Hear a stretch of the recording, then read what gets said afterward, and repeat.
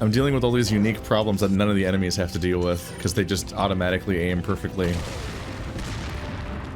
when they want to. Or they arbitrarily miss for a while when they feel like it. Like, it's just... it's up to them. Didn't get this last time. Nothing there.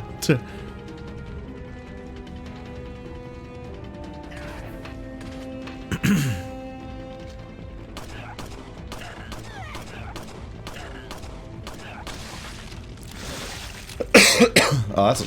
can you not? But I think there's an opening... okay. I think there's an opening every time they shoot twice.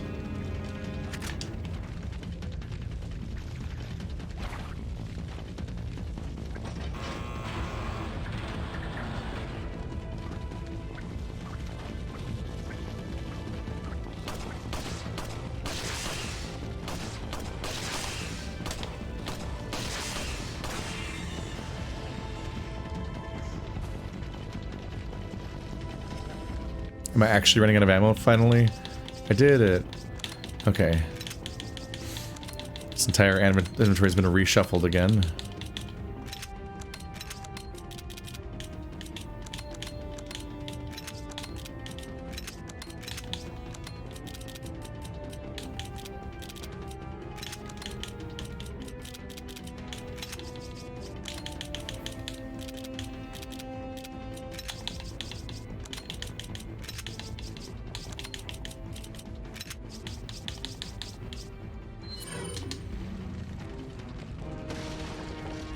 Ideally, I find a way to get an angle.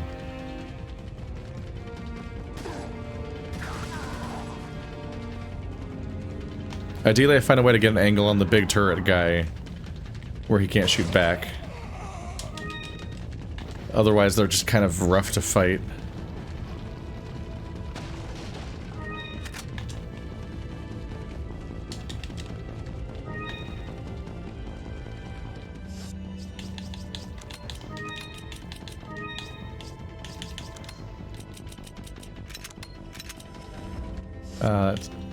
See, that stuff's not worth sorting because I will reload it into my guns and then it's gone. There goes those two things. Item, yep.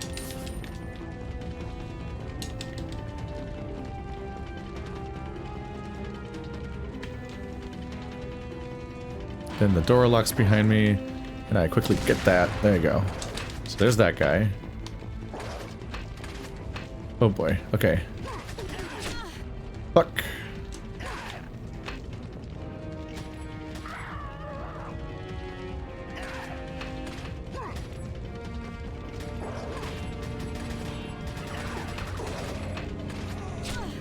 Ah, fuck. Oh, it climbed back up.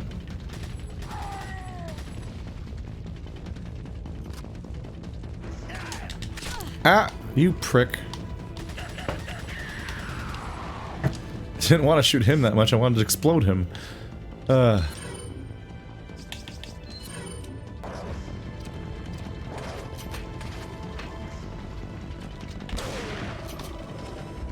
this guy's up here.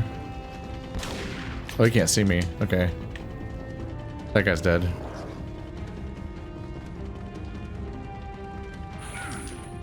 Oh fuck, he's back. I don't know if he can see me or not. Ow. Fuck you, man.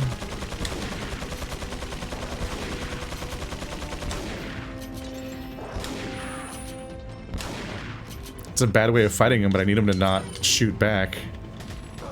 So if it stuns him, it stuns him. Ah.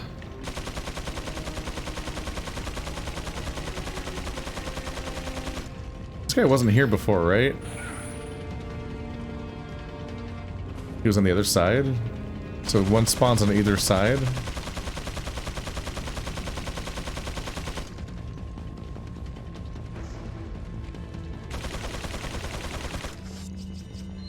Okay, how do I break this? He can't see me. Can I see him? Yes. Oh no, he moves. Oh no. The gate just doesn't matter to him? He could just knock it fucking down? Ah. That dick.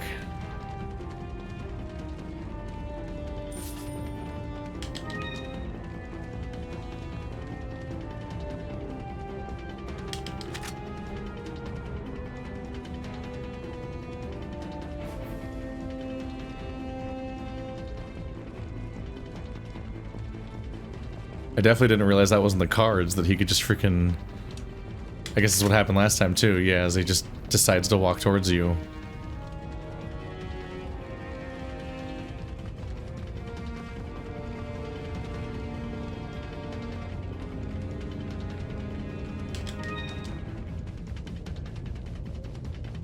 Can't climb over that box.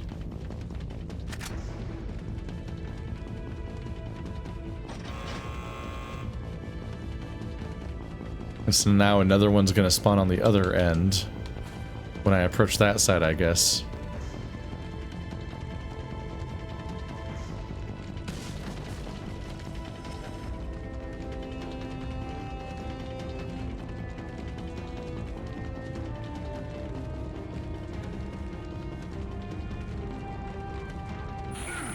Yep, right now.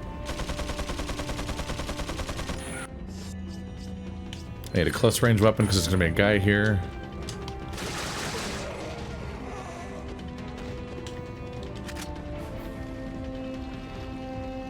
There's like a specific kind of ambush guy in a jacket that doesn't seem to be dangerous.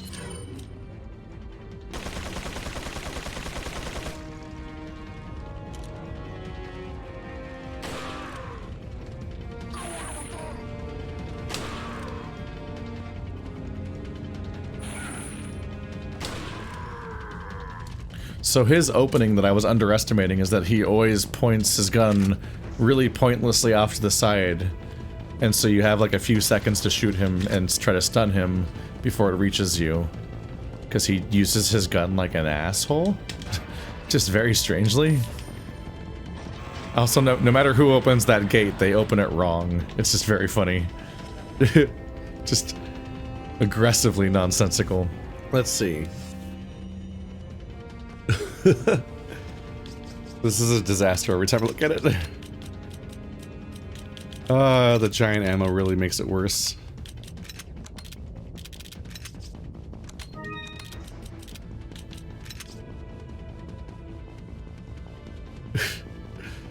And I just need to fire one arrow really to get rid of that part. Okay, well, let's reload you. You've got the space. Did I actually pull the other one? Yes.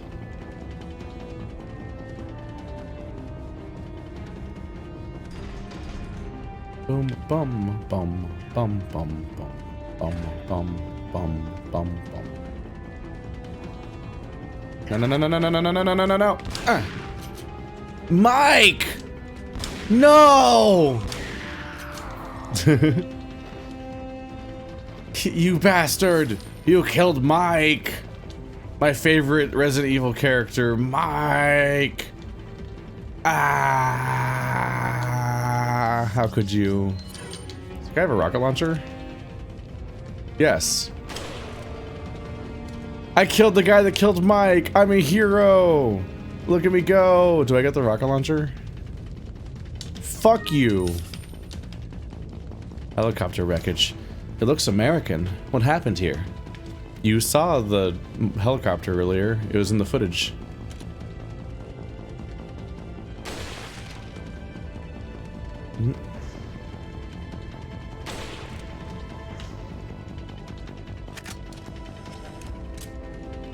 It's weird that the reload animations are lower frame rate than the rest of the game.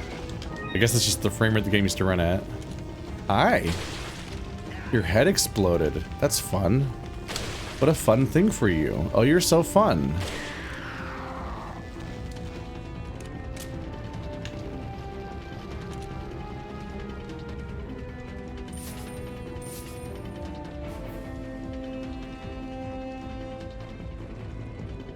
These people really are like That small box of ammo, that was a trap. I can't combine that.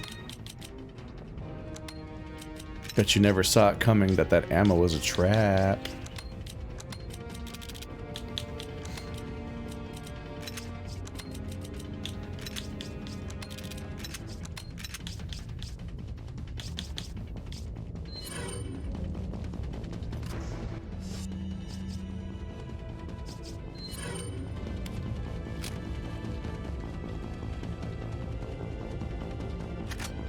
I'm wondering how close I am to the end of the game and how much I should be spamming crossbow bolts. I want to use them, but I also don't want to need them, which is the problem with all power ammo.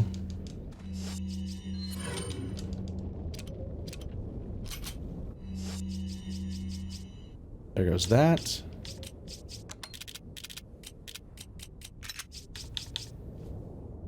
Everything's all right there.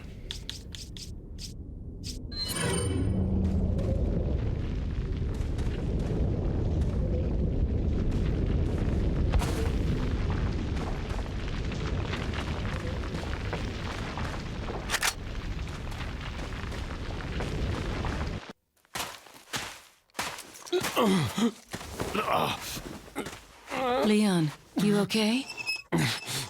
Yeah.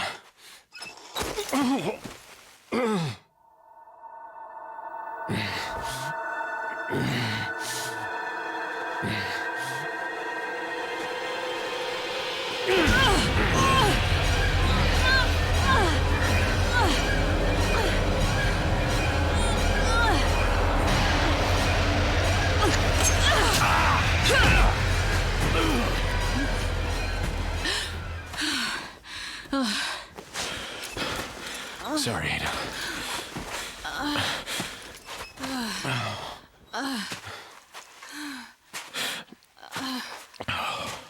We have to get that parasite out of your body. Yeah. But before that, I gotta save Ashley. Fine. Let's split up.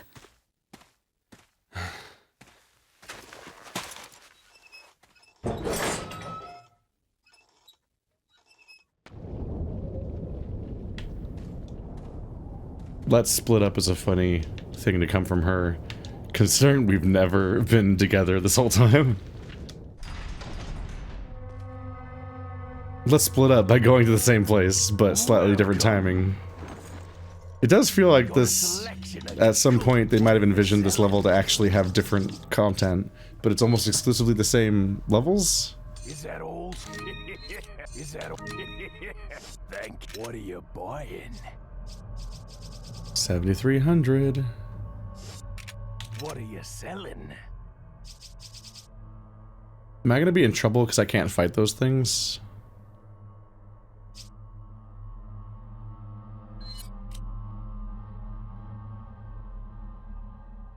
Is that all? Is that all? What are you buying? It's funny, but I kind of value the... Oh my goodness. Come. I kind of value the flash grenades more than other grenades, just because they can make something hittable. I might regret this. I probably won't regret this purchase. It doesn't matter. The game's about to end. Let's go beat it. But it's probably a little goofy to buy a case this big, because I don't know if they're actually going to give me that many items. And I even sold some of the clutter to get it in the first place.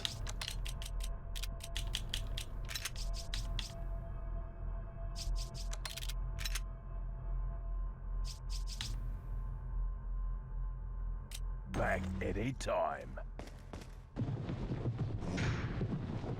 How disgusting. No way I'm touching that.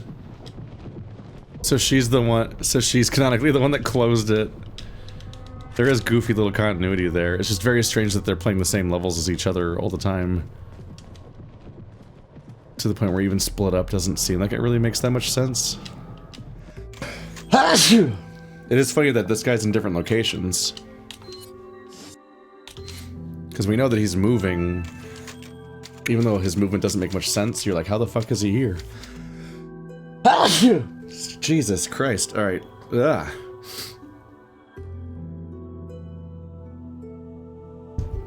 Ugh. Take a drink of water, try to get through this. Jeez. Stop.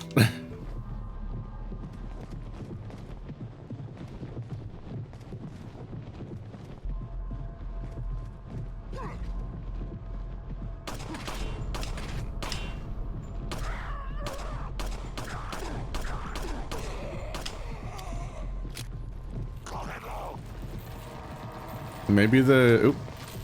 Okay, maybe the Greys won't be in this run. 'Cause I don't have the thing that lets you see their weaknesses.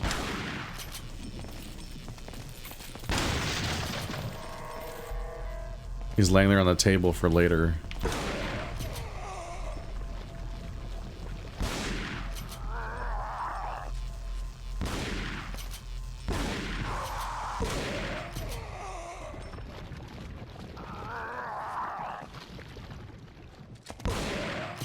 It's kind of a trip seeing them both do the same animation but mirrored.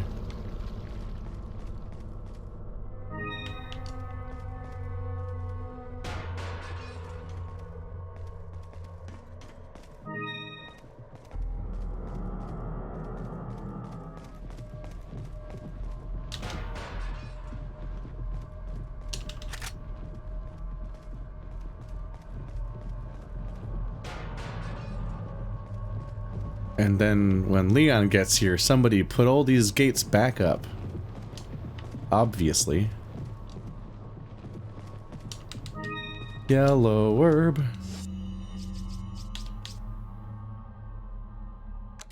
Yeah, I can't combine these. Once you get two greens together, you're SOL.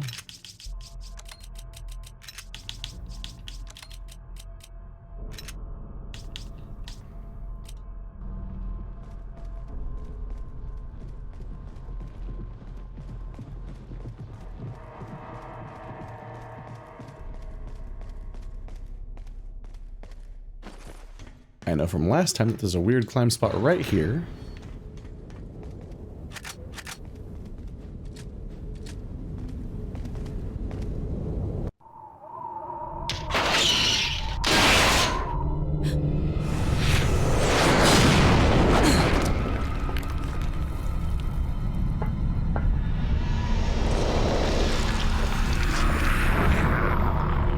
Oh, Krauser, I'm sorry.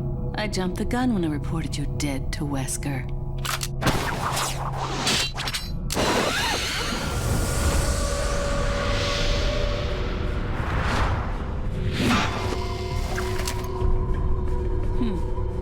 Think of all the paperwork I would have to fill out if you were to show up alive.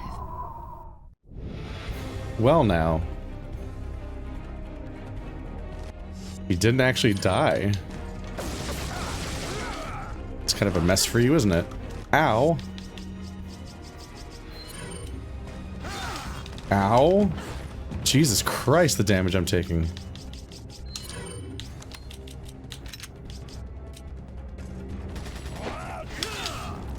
Fuck.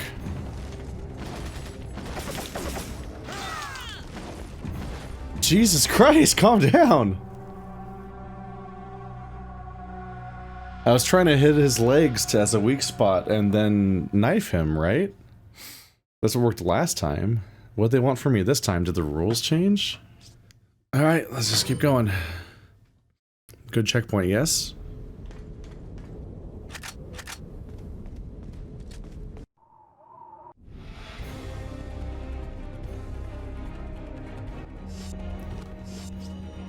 Okay, so...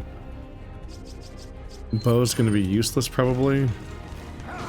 Throw it! Ah. Oh, it's X, right. Wait, no, it's not throwing it? Okay. Okay. No, I was hitting X at first and it wasn't working, and then I tried switching to A. I mix them up sometimes. God, you just die instantly. He does some serious damage, and we don't have much health in this game. Welp. This is probably my only useful weapon.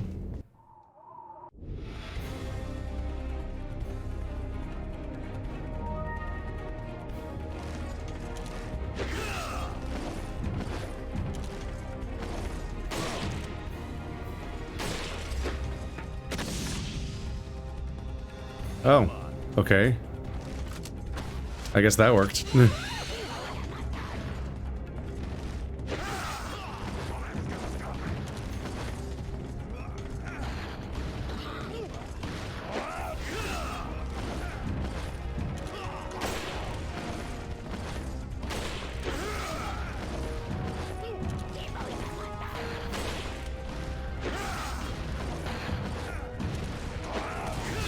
God fucking damn it. Oh wow, I literally can't have any damage taken at this point. That's my first hit taken. Okay.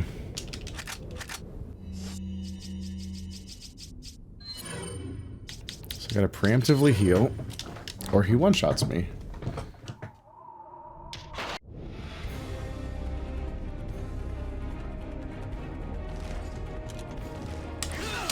God damn it.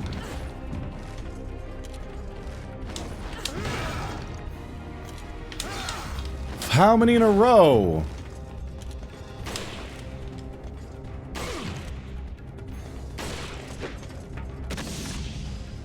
God fucking damn it. He really does spam the attacks, it's wild. Ah, fuck, I might have just died.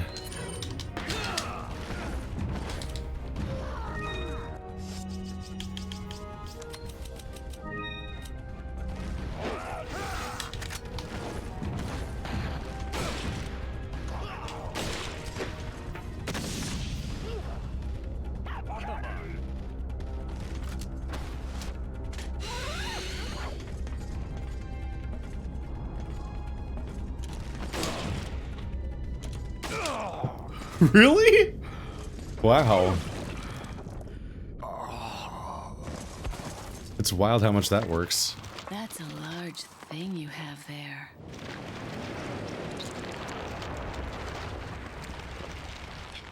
But I don't like it when men play rough.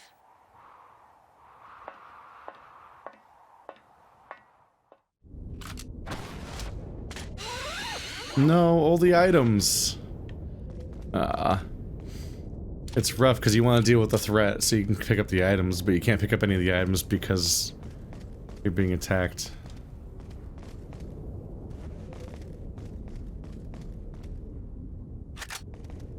Then the moment you defeat him in each area, he moves on, and then she moves on automatically without your prompting.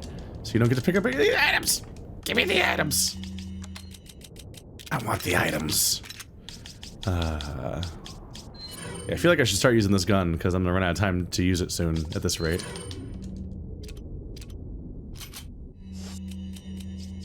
I bought it. Welcome. Ah. Alright. Krauser is once again gone. Is he gonna stay gone this time? Don't trust it. Is that all? Thank you. What are you? Feels like a lot of the enemies in these games have like a rule of 3 thing where they have to die 3 times. There is nothing to buy and no money to buy with.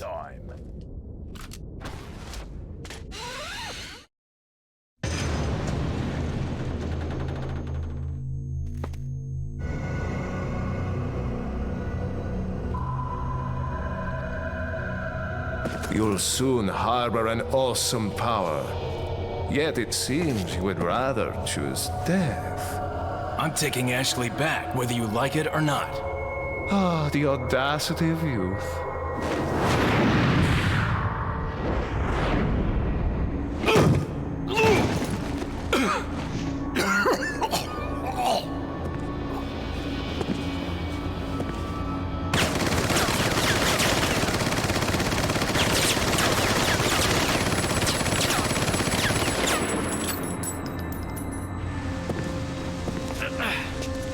Leon, now!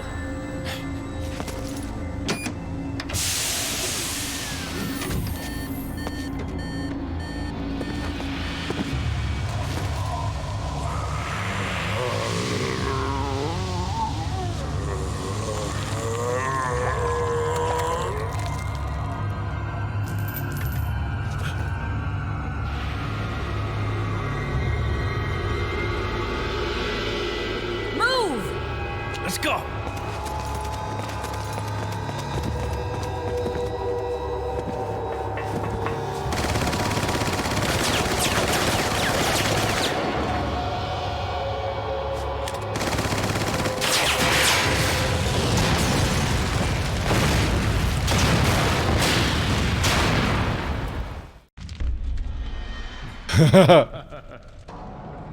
I was about to say, wait, hang on a minute, now I'm locked in with him.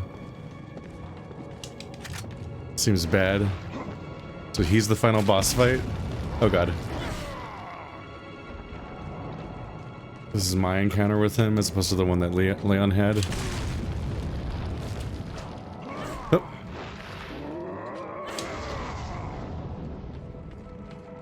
Okay. Lots of dodging is still happening.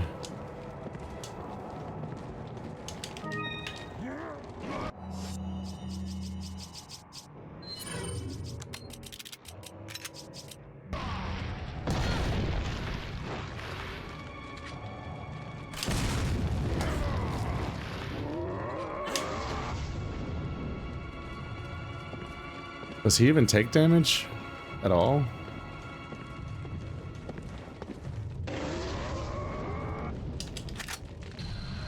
Did I just die instantly? Oh no. Basically though. God damn. Okay, what is my goal? He seems impossible.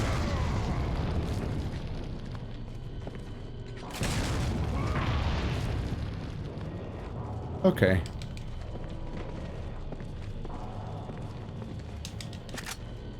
Do I run away down here?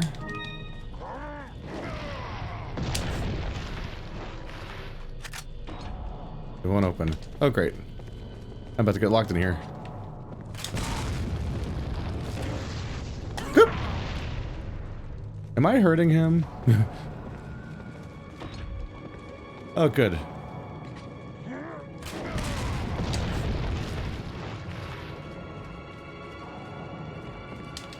It is full of ammo, so I guess it's a boss fight. Oh, it didn't give me a prompt.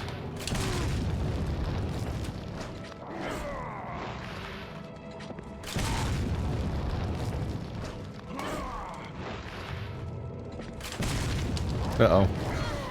Yeah.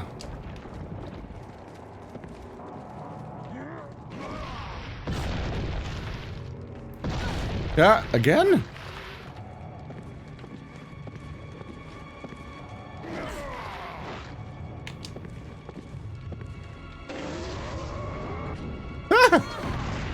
What? I pressed the triggers. God damn it. This is brutal.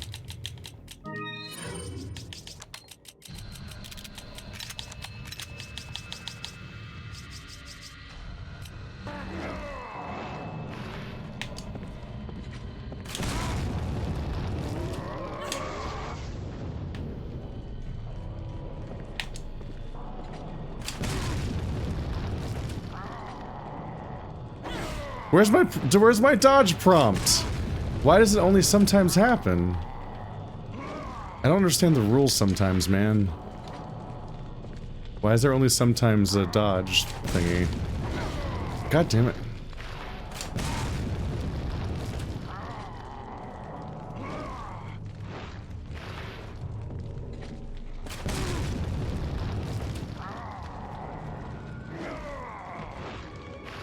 I swear that's the same animation that causes the dodge prompt, but also doesn't cause the dodge prompt, right?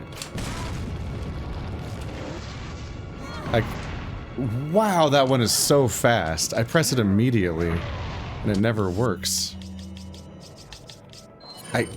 Can I hurt him or not? I don't like the ambiguity. There's no sense that I'm doing anything. Oh shit, there it is. What? Wait, that's not the end of the fight? That's the first time I've done real damage? Okay, so this gun sucks, apparently, right?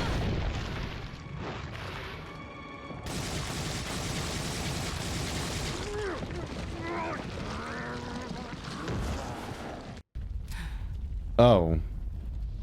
The cut was just a one-off thing that happens sometimes? And not a thing you have to do 3 times? Thank you. This is going to be hard to explain at customs. Damage feedback is so confusing in these games sometimes.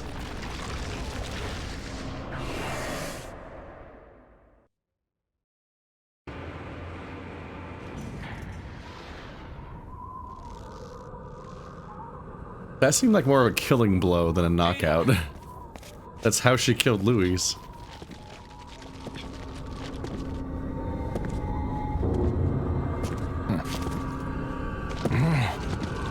Better try a new trick, cause that one's getting old. You okay? I've been better. What's so funny? Oh, I think you know. The American prevailing is a cliché that only happens in your Hollywood movies. Oh, Mr. Kennedy, you entertain me. To show my appreciation, I will help you awaken from your world of clichés. Ada, stand back.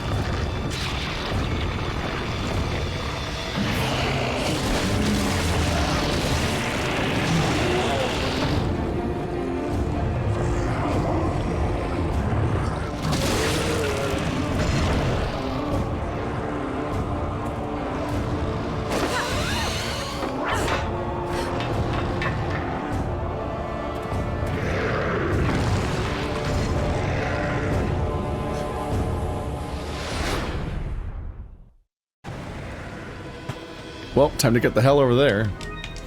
Where am I? Hook shot to somewhere.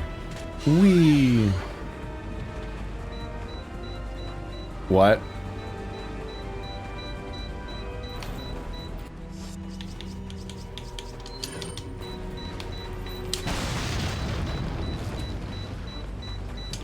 There just are bombs to give her a time limit akin to the one from the other campaign, I guess. My concern is I have no clue where I'm going, so I'm just kind of hoping for the best.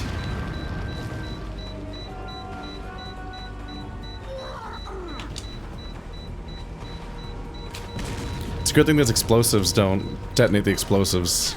Ow!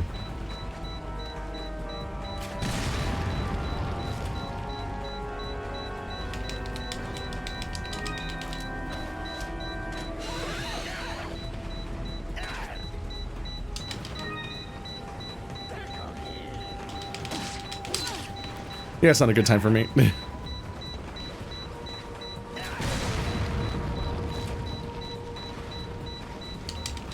I'm the explosives guy. And then he exploded. Shocking. God damn it. Alright, that's just not a good gun to use half the time. I missed most of my good chances, and now I'm just wasting it in dumb moments. Ah.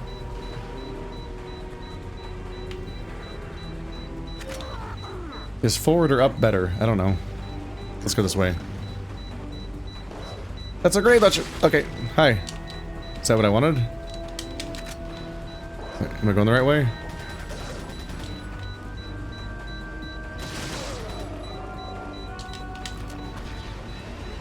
What? Okay, you could have done that the whole time. Don't lie to me. Where? Leon! God, it's blurry.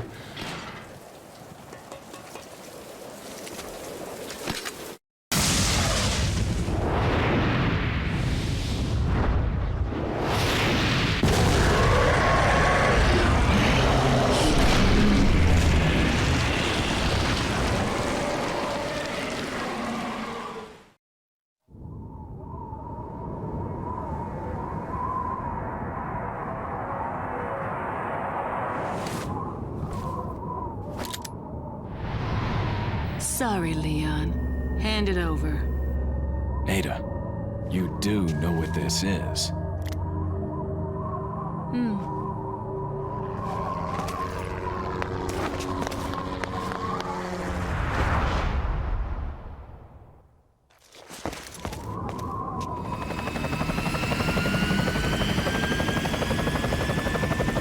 Don't worry. I'll take good care of it. Ada! Here, catch. Better get a move on. See you around.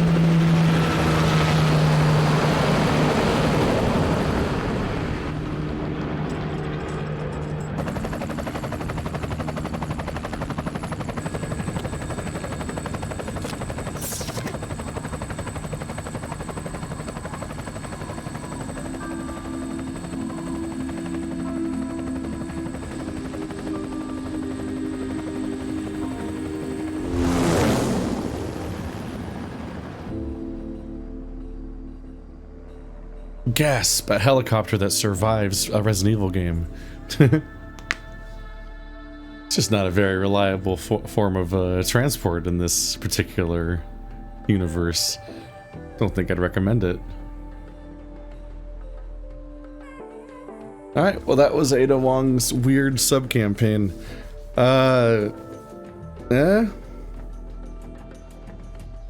It's amusing to see slightly recontextualized locations, and every now and then you get a unique level for a moment or a unique interaction, but for the most part, it is just like a weird speedrun rapid-fire version of Leon's campaign with the same levels, but with less variety.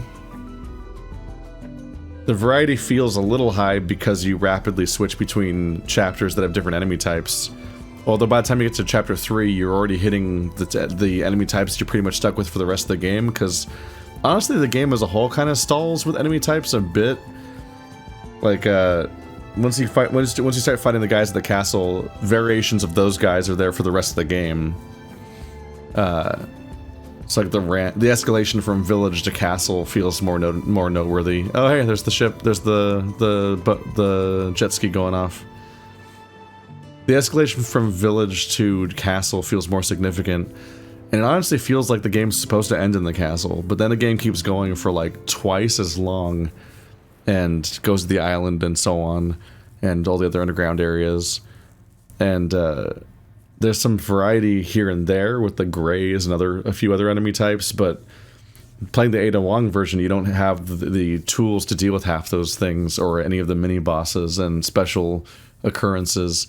So you kind of just have a relatively monotonous grind through the basic enemies, which kind of are the same for most of the run after Chapter 3. And the one level that seems especially made specifically for Ada, that one ship area, where you blow up the ship, it kind of wasn't great. Like, it's full of like weird prompt moments where you're trying to figure out where you can use the grappling hook. You're being shot by like a whole bunch of turrets that you can't see very clearly. You take a bunch of damage that seems unfair at times, and they're swarming you with enemies because this campaign swarms you really rapidly with huge amounts of enemies as fast as possible in many cases. Overall, it feels like a step down, and I don't know if seeing a weird abridged version of the story with only a handful of new scenes but not that much, is that worth it? Like, oh, Ada was there when Louis died. Okay. It didn't really change that scene particularly. It's just we know that she was trying to get that syringe, so it's like, oh no, now the bad guy has it. But like they have to. It's a lot of work. I think the narrative spends more time trying to explain why Ada was in scenes with that were in the Leon campaign, than it does actually fleshing out her character and what she's doing in this game. So like it feels like she's just there to be in the series of cameos, and they're trying to justify that with a little bit more information surrounding each one, but it doesn't coherently make that much of an overall story. Or at least it doesn't ultimately add a lot, because we just know that she ultimately was there for the sample, and then she takes the sample. And I don't know, I don't think this adds a whole lot to that, while being mostly recycled content with slightly shuffled around enemies. On some level, you could kind of see it as like a Dark Souls Scholar of the First Sin remix, where it's like, aha, it's the levels you played before, but enemies are moved around in a little bit differently, and it's kind of more challenging and so on, and I can kind of get behind that. But it's also not recreating the vibe of playing an actual campaign with how many mechanics are stripped from it, and as a result, how much lower the variety is. Like, you never fight a single one of those big guys. That's kind of a surprise. In fact, almost every special enemy doesn't exist, and you pretty much exclusively fight. Like, aside from Krauser, the biggest, toughest enemy is like those like big cyborg dudes that happen a couple times that have axes. Yeah, I guess you kind of just generally lacks mini bosses and just like the stuff that mixes up the Leon campaign. Like, Leon faced off against every single bad dude, one by one, and a few kind of less explained nightmare creatures that showed up in certain places, like that collapsing bridge that was a bunch of weird shipping container mazes. whereas Ada mostly just replays old scenarios and doesn't like her boss fight is a recycled. Her boss fights are 2 recycled enemies from the Leon campaign, with Krauser being mostly the same-ish. He might be in a slightly different, like, mutation form with his blade thing or something. It might not be the same one, but it seems pretty much the same. Although it definitely seemed harder to he was definitely more aggressive, and they were really spamming the QTEs. But really, the final boss is, like, the one unique one, because you never fought him in that form as Leon. You fought him as a giant monster. But otherwise, yeah, it's just, I don't know. It's a very strange bonus thing. It's hard to be that angry at it because it's a weird free thing that just is sticking out of the side of this game. But yeah, it's strange. Anyway, that is Resident Evil 4, the Chicago typewriter. As a gag, my next bit was going to be to then immediately go into Resident Evil 4 VR and be like, oh, isn't this funny? I'm just like you thought we were done, but you guys wanted VR, you wanted Resident Evil 4 for all these years? I'm gonna play it till you're fucking sick of it. Just play Resident Evil 4, then play Resident Evil 4's campaign, bonus campaign, then play Resident Evil 4 VR, then play Resident Evil 4's remake. But no, that's gonna be a broken string of events because the I thought I could play the Resident Evil 4 VR on the Vive. I mean, I'm on the Index because that's what I have, and like, I knew it wasn't for the Index, but but like, there's a number of like exclusives to certain VR sets that people have just cracked to be playable on other VR sets via some kind of emulation or trick or something that I haven't looked into that closely. And so since that's often the case, I thought you could play Resident Evil 4 on the Index via installing some kind of nonsense that would make it work. But nope. In fact, the Resident Evil 4 VR isn't even on PC because it's only available for the Oculus Quest, which is a portable-only VR set. So the only way to play it is to buy a $400 VR headset, and I'm not gonna buy the $400 shittier Facebook required like Meta owned headset just to play one VR port of a game that I've already played. So I don't know. I'm sure I'll play the Resident Evil 4 remake at some point. But aside from that, it's gonna be it for now. I always intended to play the remake, just like I played the remakes of 1, 2, and 3. There was just an element of like, and this can be said to some extent about the original Resident Evils too, but Resident Evil 4 is such a specific, like, legendary game in the industry that people are so obsessed over that there would be this, I would never hear the end of it, of the whole like, you haven't played the original, you haven't played the real Resident Evil 4, like once the remake comes out and is like, and changes things and so on. And maybe some people would have wanted to see me play Resident Evil 4 with fresh eyes, the remake with fresh eyes, and not know anything about the original game. Sometimes people want that, but this is the route I took. So instead, I'll be comparing and contrasting the two. But I don't totally love Resident Evil 4. I definitely prefer Resident Evil 1 and Resident Evil 2 remake. Resident Evil 1 remake and Resident Evil 2 remake, and probably Resident Evil 7. Then I'd probably put Resident Evil 4, and then the 3 remake, and then 8, and then 6, and then 5. I guess that's my ranking I just did off the top of my head. I think 5 is... My hot take is I think 5 is worse than 6. I think 6 is actually more entertaining in the sheer mess of what it is as a co-op campaign, and 5 is actually more irritating on average to play as a co-op campaign, and that's their primary appeal because they're not good Resident Evil games. My takeaway from 4 is definitely that I prefer the games that it was trying to reinvent over it. And I think there was some small backlash at the time, but by and large it does seem to be a very, very well received game at the time. And maybe people were truly sick of the other Resident Evil games, because at that point you had 1 and 2 and 3, and Code Veronica, which is supposed to be famously bad, and then Zero is not supposed to be very good either. Those are two of the ones that I still have to get to. And because Zero came out alongside the Resident Evil 1 remake, and all that it all happened. And so people had played 1 and then also played the remake of 1 by then, and so like it was kind of, the series was already kind of wrapping around itself in a loop a bit. And Outbreak 1 and 2 happened, which are doing more inventive things with that system. And so I can see why they'd want to change things up, but I don't really love the way that Resident Evil 4 feels a bit like 5 and 6, and that's because those games are obviously trying to be 4 again, but worse.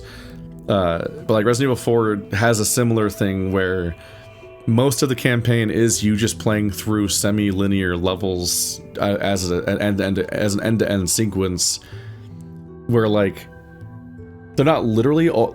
Sometimes they are just hallways you shoot forward through, but sometimes they are little environments that twist onto themselves a little bit.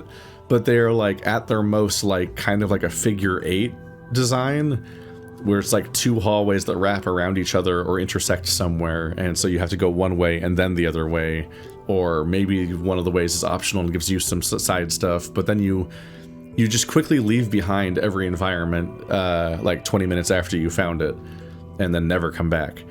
And it's at most like a kind of almost like a gimmick when you're like, oh wow, the map wrapped back around and I came back through the starting room, the first village area. We're here again. Like you go back to there like a couple times because you're just looping through a few times. Like there's like a cute little approach of that, but it still feels like Ninja Gaiden, the Xbox game.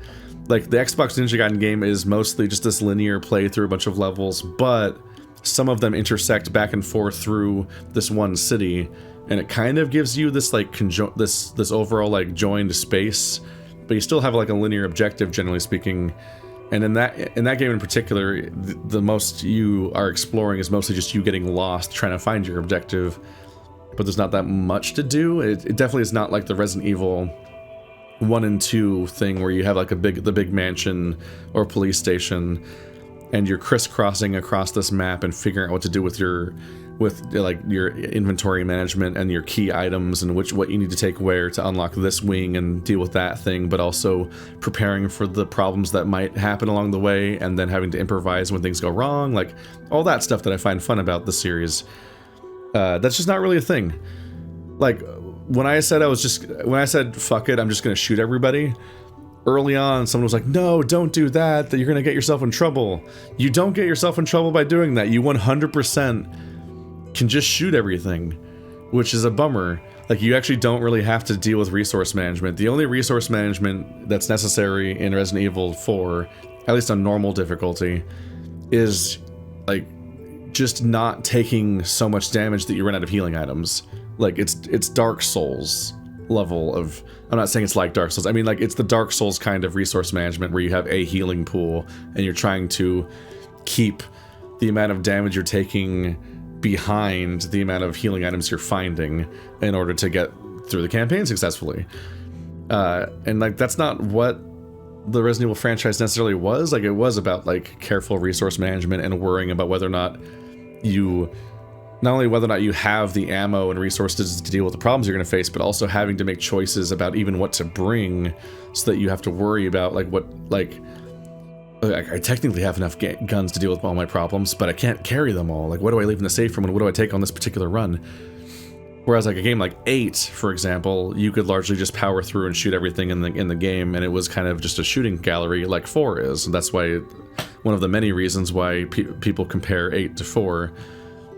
Which itself is strange. Like, why did they make a game kind of similar to 4 when they were also about to remake 4? It just kind of seems a bit frustrating for people that just wanted more, like people that enjoyed 7 and wanted more of the return to form of what the series used to be like. Like, I want that approach.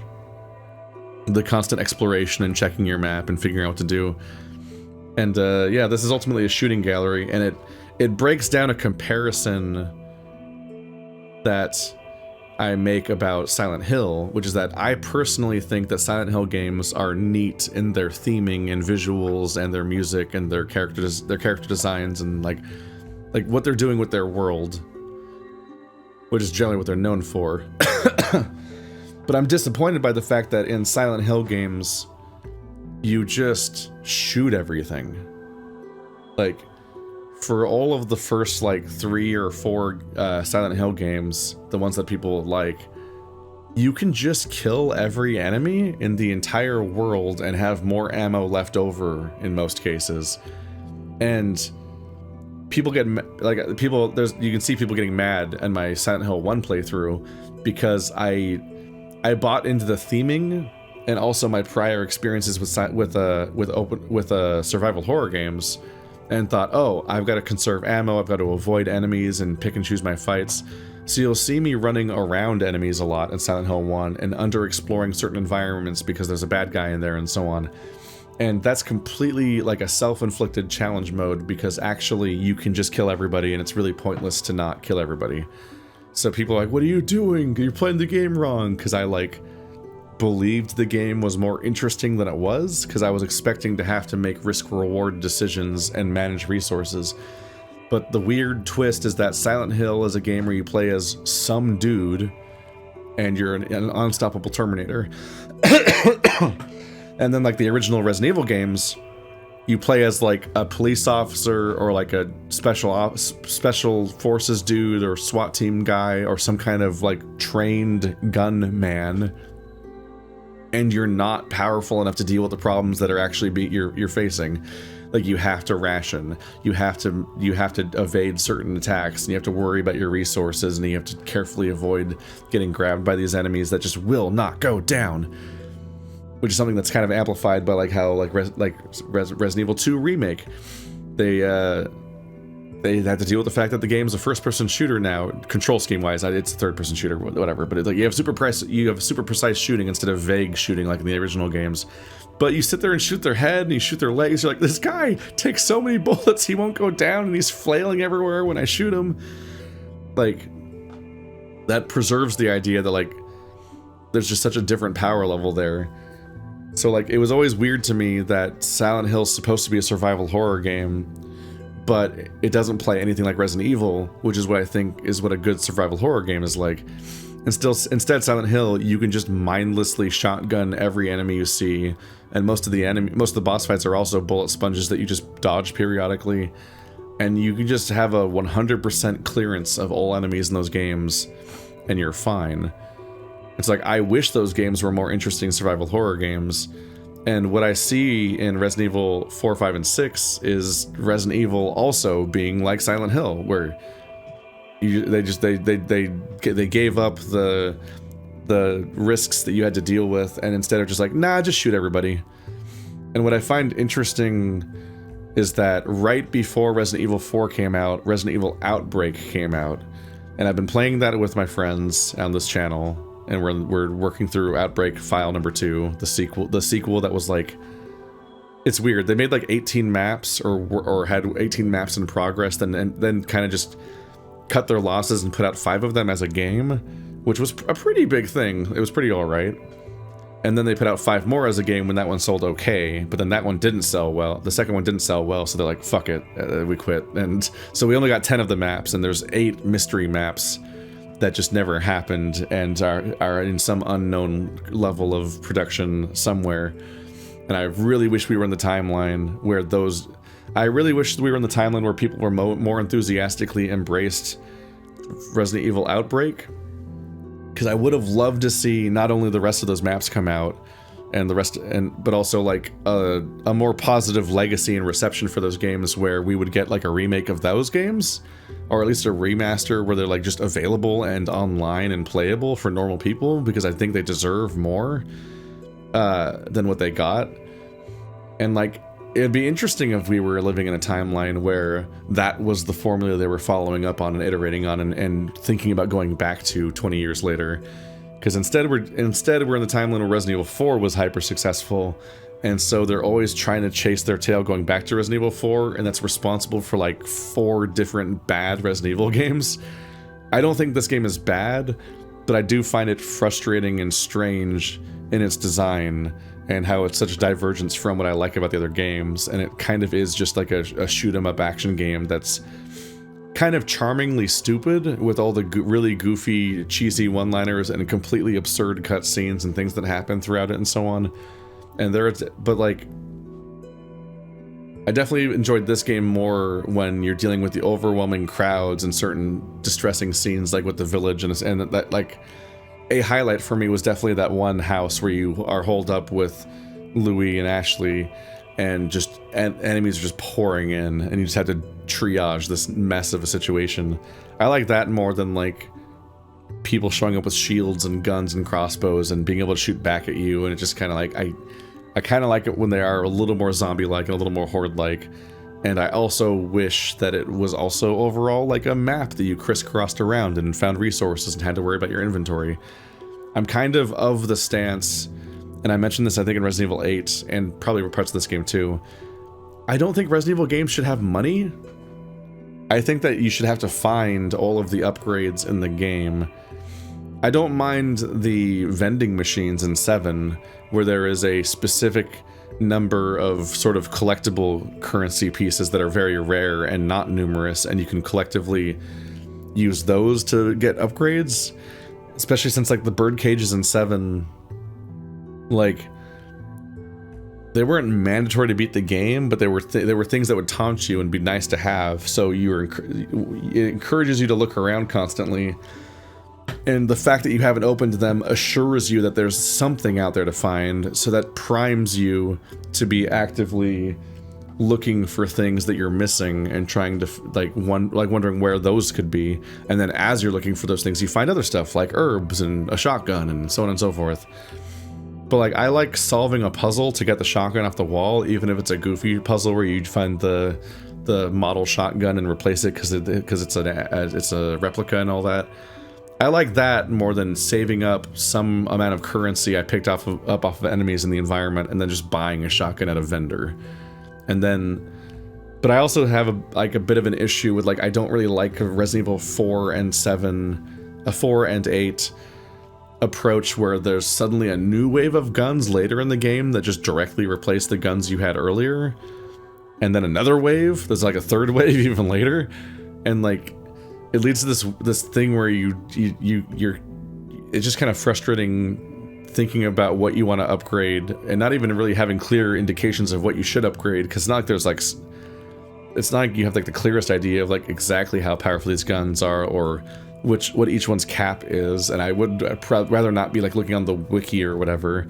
I think this game had stats, but Resident Evil 8 I think didn't or something. But like, you feel when I see a new wave of guns, I'm not like, oh man, new exciting weapons, because one they're like kind of analogous to the ones I'm already using. But like, instead I'm like, ah, fuck, I just put all my resources into upgrading this gun, and then 5 minutes later there's a better gun that makes that one pointless. And I know you can sell stuff for a fraction, for like a chunk, like half of their value or something, and that includes all of their upgrades. But it's just kind of, whereas it's more exciting to find guns by exploring the environment and as a reward for unlocking different rooms and solving puzzles and being complete and thorough in your exploration of the environment. And while you're doing that, it's very exciting to be like, oh fuck, I found an inventory upgrade. I found a new barrel for this gun. And then the kind of like bittersweet experience of like finding an expansion for your gun that makes it better, but the act of putting it on your gun makes your gun bigger, so now that gun takes up more inventory space, and it further creates this like dilemma about how much to take it with you, or whether or not you want the upgrade on it, and so on. And like, I felt really cool whenever I found an inventory upgrade, like another like hip pouch or whatever that gave me 2 more slots or whatever in Resident Evil 2 and 3's remakes, compared to like when I just bought a gun in Resident Evil 4 or 8. Like, it goes back to my discussions of Zelda, in that I think that heart pieces are a really cool reward that they can scatter throughout the game as a thing that you get for completing certain tasks or exploring certain areas or finding certain secrets. And of course they always give you a heart container every time you defeat a boss. And like that's increasing your health bar, which is very directly rewarding and clearly a good thing in Zelda games to get. You're like, oh shit, more health bar, let's go. That's like a clear goal that you always want to complete. You always want to max out that health bar in every game as best you can. So it just feels rewarding. And similarly, finding new tools in a Zelda game feels rewarding. Finding new weapons, new bizarre objects that let you solve things in the environment and so on. Finding new gadgets and tricks and things, or increasing your magic meter's duration. They're all very concrete, appreciable rewards.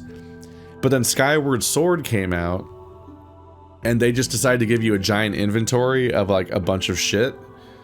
Like, you get a bunch of rocks, and you get a bunch of bugs, and you just get a bunch of bizarre arcane things that collectively, you just know that they're probably useful in total, so you're going to sit there and try to collect all the random resources you find, but like, you're only doing it out of a vague sense that it's collectively useful to do.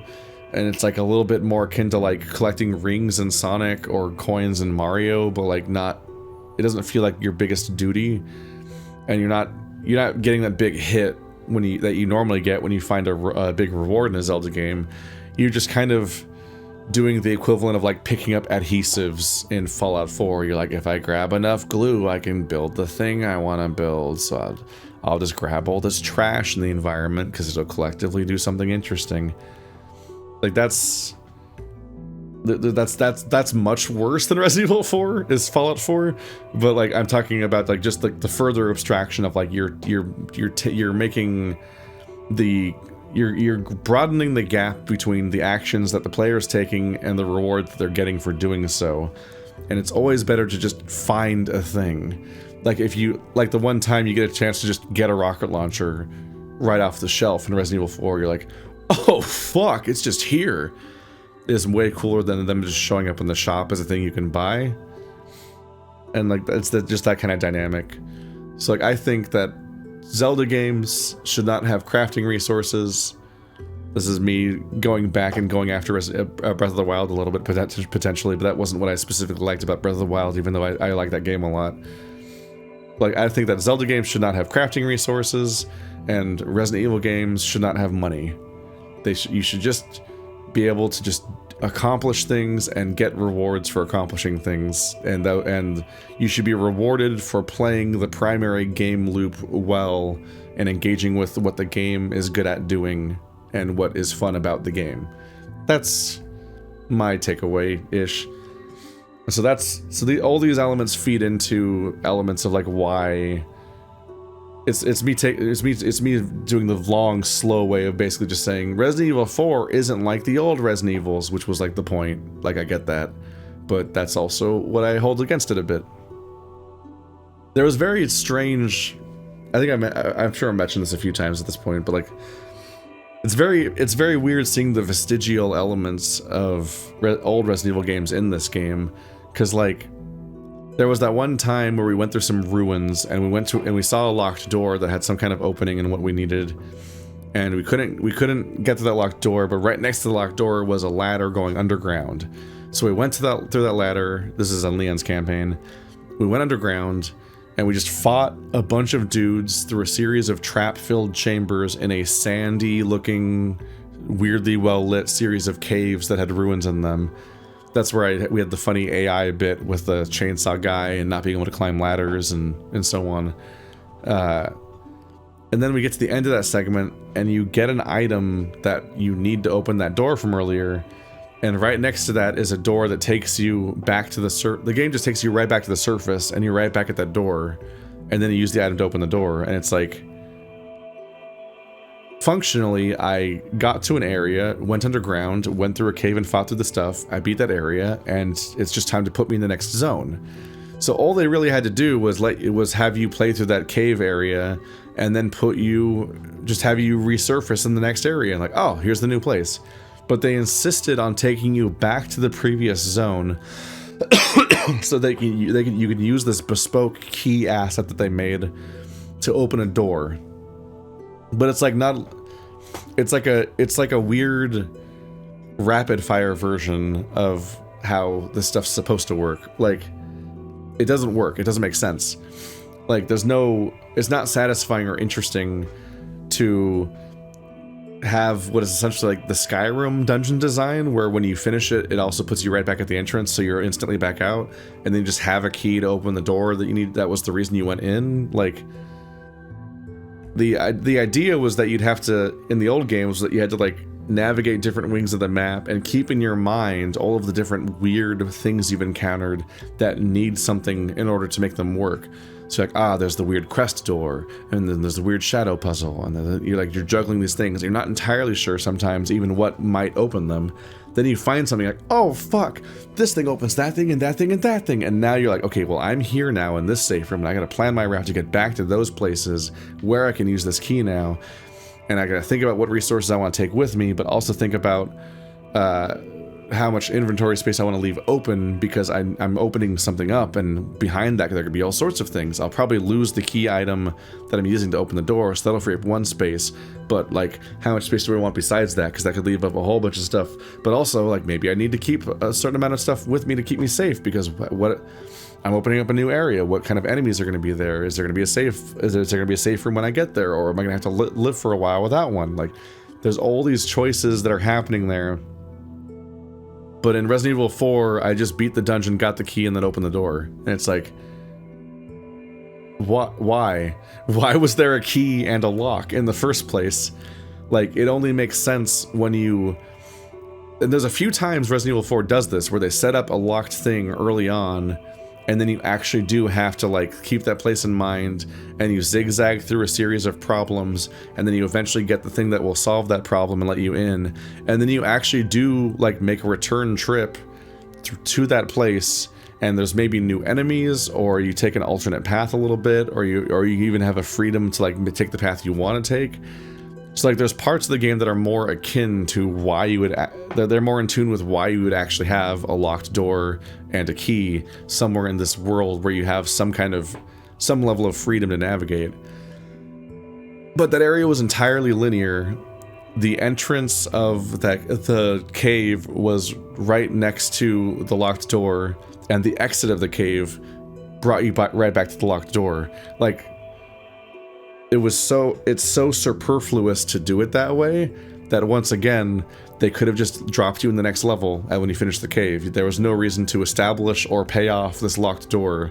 Like, it wasn't an ongoing thing that was like tickling at the back of your mind, like, oh, what's behind the door, what am I gonna do? Like, they didn't like that door didn't linger for like 3 hours, and you're like, oh shit, when am I gonna get to open that door? You found that door, found the solution to that door, and then opened the door in one sequence. Like, it's just a little odd. It's just strange. There's even hints of that a little bit with Krauser, and how he, like, when you encounter him, he has to give you exposition that the door in this area requires you to get 3 things to open it, and 2 of them are in the environment, and 1 of them's on him. But, like, just the process of playing through the environment pretty much takes you through the course of where both of the other ones are. So it's just kind of a matter of you playing through the level anyway in this gimmicky boss fight. And then you just fight Krauser and get his, and it's just like, I can't help but feel like they could have, like, with almost no changes, that level could just be designed to be about you surviving Krauser's onslaught for a while, and then having a showdown with him, and then, like, the process of defeating him opens up the next area, or even he just drops the key that lets you leave. But the fact that they insisted on having 3, and 1 of them's on him, when obviously the zone always ends with you beating him and getting the final key, and that's how you leave. Like, you can only have a frustrating failure at most, potentially, if it's even possible to finish that area, not have the other keys, but only get the one from him. Then the level's just unwinnable because you can't get the other keys in time. I don't know if that's even possible, but like, it's just like a weird, those moments like that feel like weird gestures at how Resident Evil used to work that are just in here, but not serving their original purpose at all. And that's why I called them vestigial. Like, it's like the idea of a human tail. Like, it's like this existed for a reason once, and now it's just kind of being repeated with its original purpose forgotten. It's very strange. This does not make the game bad, to be clear. It's just like this specific thing I'm ending on is just a very strange thing I observed about how they handled this game, is that there's weird hints, there's weird little elements of the game that only exist because they were in older games and are not justifiable as much in the actual context of how they're handled in this game. And I just find that strange and interesting. But anyway, I've been ranty. I finished Yakuza last night and I was ranty then too. Just having my big, long breakdowns of these things. That's a bunch of thoughts I had. This game is fine. It's not my favorite Resident Evil. It's kind of it's like middle of the pack of the good ones, if that makes sense. Not middle of the pack of the entire franchise. There's a lot of very bad games in the series. And it's like about middle of the ones that are good. It's like, it's all right. It's probably better than 8. And I was predisposed to like 8 because it has werewolves, and that's fun for me. But 8 kind of was very noticeably like an iffy version of this. Anyway, see you guys next time, where I pick a new game because I can't play the VR one. Welp.